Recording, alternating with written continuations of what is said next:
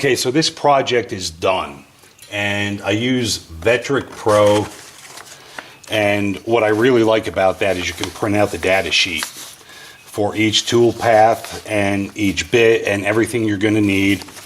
And this was the design that I made in Vcarve, and I made this from the tools that were available in Vcarve. I didn't import anything, or it's all purely designed by the tools that are available in Vcarve.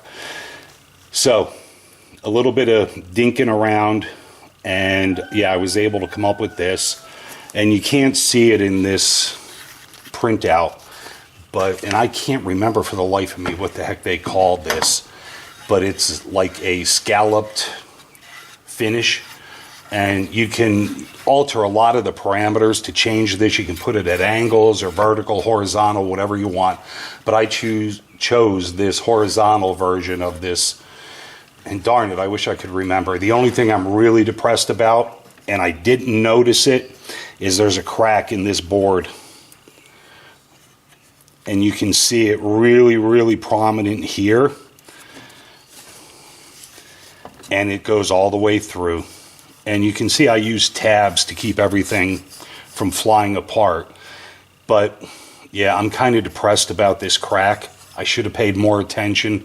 This board is 11 by 14 and 11/16 thick, and I entered all that into the software, the Vcarve, and it worked out perfectly. You can see it cut through the board, and I had a piece of another one of these, actually, one that I ruined screwing around here, and then this board was on top of it because I don't want to cut into my spoil board, and I have an idea for that. And if you're into this kind of stuff, maybe keep in touch, and I'm going to show you what I'm going to do to avoid putting a spoil board underneath your workpiece.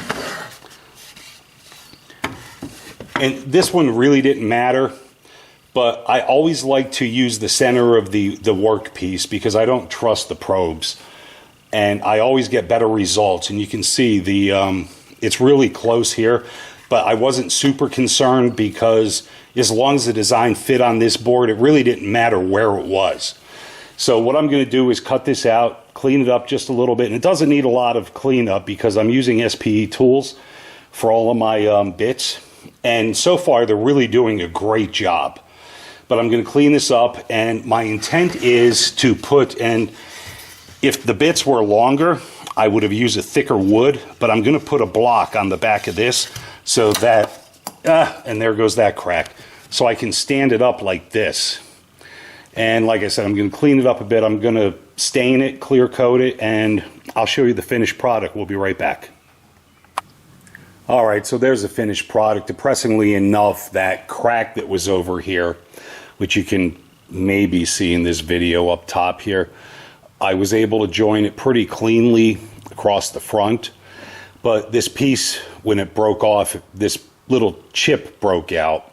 So it kind of ruined the whole thing. And can you see it? You can now, right there. So anyway, I decided that this is definitely just a test piece.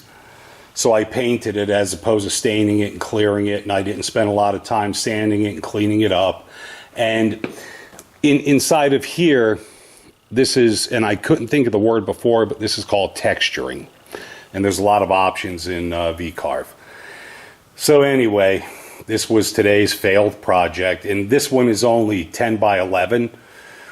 But my intent was to make them quite a bit bigger because this machine, the Journeyman, is capable of that. And they were going to go up for sale on my website.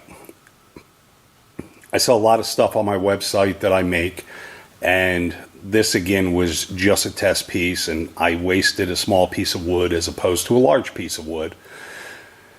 But anyway, guys, what is today? It's July 5th, 2026. Enjoy your day, and we'll talk soon. Take care now.